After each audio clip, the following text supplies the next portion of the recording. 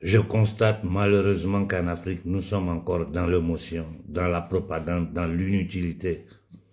Et que beaucoup de personnes ont perdu la boussole, c'est-à-dire le sens de ce que nous sommes en train de faire.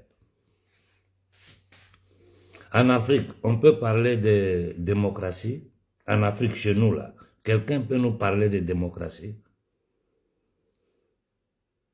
La démocratie, c'est le pouvoir du peuple, par le peuple et pour le peuple. Les peuples en Afrique ont un pouvoir. En Afrique, là, les peuples ont un pouvoir. En Afrique, on peut parler d'autodétermination.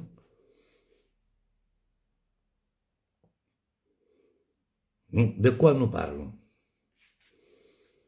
Ça fait une semaine que je ne parle pas. Je ne fais qu'observer ce qui se passe sur le territoire africain et en général sur l'échiquier international.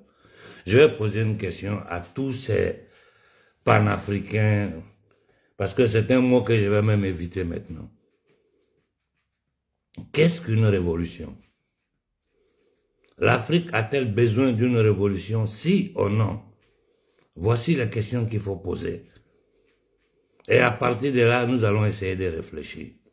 Selon le dictionnaire, une révolution est un changement radical et profond dans la structure politique, sociale, économique, scientifique ou culturelle d'une société, souvent caractérisée par une rupture brutale et violente avec l'ancien ordre. Je reprends. Une révolution est un changement radical profond dans la structure politique, sociale, économique, scientifique ou culturelle d'une société souvent caractérisée par une rupture brutale et violente avec l'ordre établi, l'ordre ancien. Au sens politique, c'est le renversement d'un gouvernement ou d'un régime par la force menant à l'instauration d'un nouvel ordre.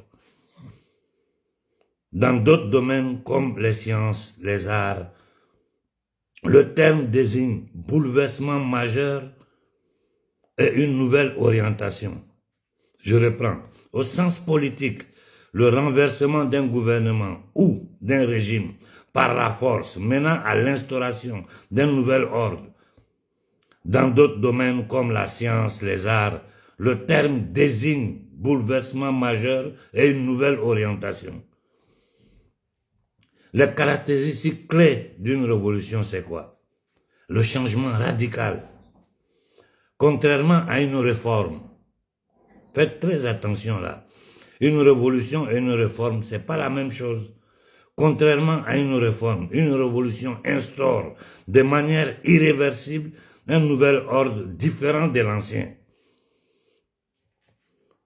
La rupture, il y a une rupture nette entre ce qui existait avant l'état des choses et après l'événement révolutionnaire. Vous avez tous compris ce que c'est qu'une révolution. Montrez-moi en Afrique où il y a une révolution. Honnêtement parlant, intellectuellement parlant, montrez-moi en Afrique où on peut dire qu'il y a une révolution. Montrez-moi. Ça continue à flirter avec la Banque mondiale, le Fonds monétaire international, toutes les institutions internationales. Ça continue à flirter. Ça continue à se balader en Europe, à commander l'aide européenne pour la survie de notre peuple. Oh, bon Dieu. Dites-moi, quelle est la situation? Qu'est-ce que vous lisez actuellement? Je prends le cas de l'AES, parce que c'est là notre centre d'intérêt en ce moment. Ce que je vous ai lu comme révolution, là, vous voyez ça au Mali? Vous voyez ça au Niger? Répondez honnêtement vous-même. Vous le voyez au Mali, au Niger?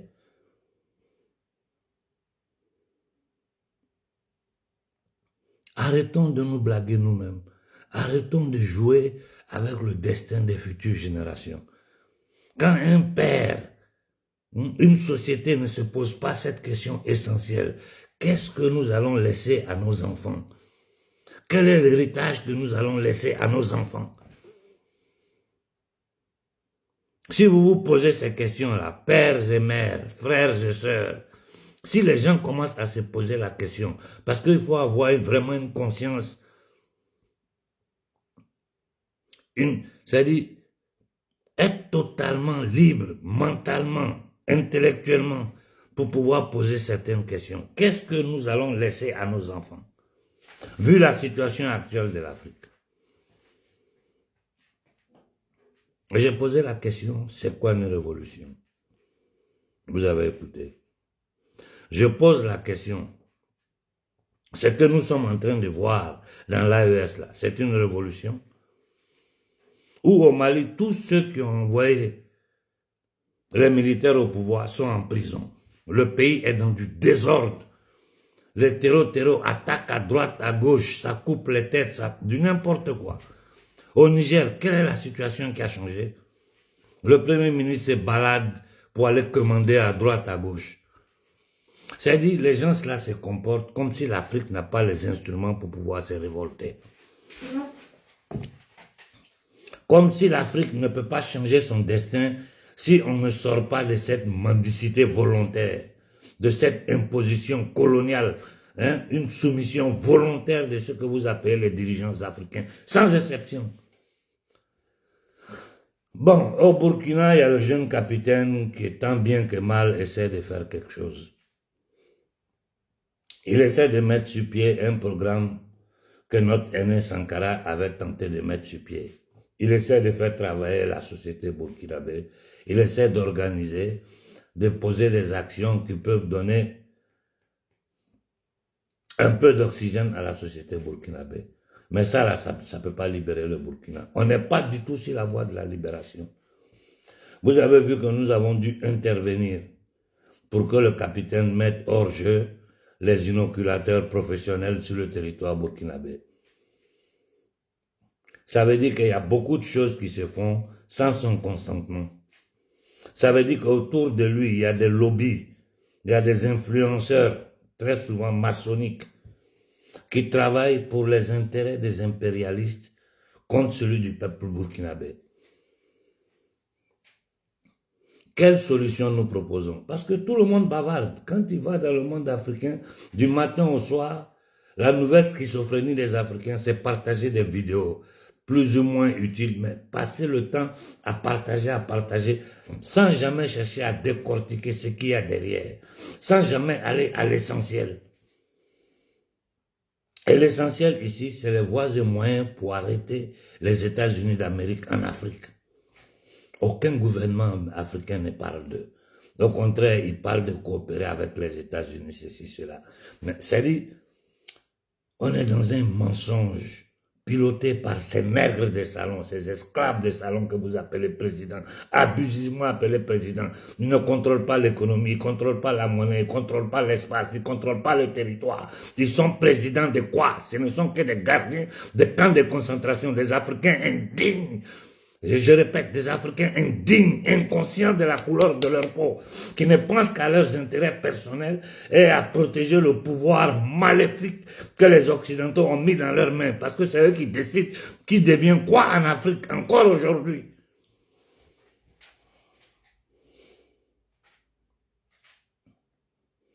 Je vous ai donné la définition des révolutions. Vous voyez ça en Afrique? Des misérables qui aiment bien se mettre des boubous parfumés avec tous les pourcentages qu'ils prennent dans tous les contrats au niveau d'Afrique. Tout l'argent qu'ils volent, leurs familles sont dans les écoles françaises. Et puis ils sont là. Tiens, quand ils se lèvent le matin, le seul discours qu'ils connaissent, la France, parle-nous du Niger. Depuis que tu es arrivé au pouvoir, quel est le changement qu'il y a eu au Niger? Zéro. La situation est devenue pire. La situation sécuritaire est pire. Rien n'a changé. La situation économique, n'en parlons même pas. Et les mêmes gens, comme les Youssoufou, toute cette bande de voleurs, de criminels, ils se baladent tranquilles, ils sont en Afrique, on les reçoit avec des honneurs. Un batracien, un criminel, un voleur, un assassin comme Youssouf.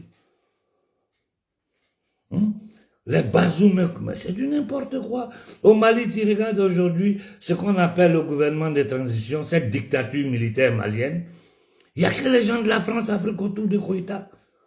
Il n'y a que les gens de la France-Afrique autour de Koïta.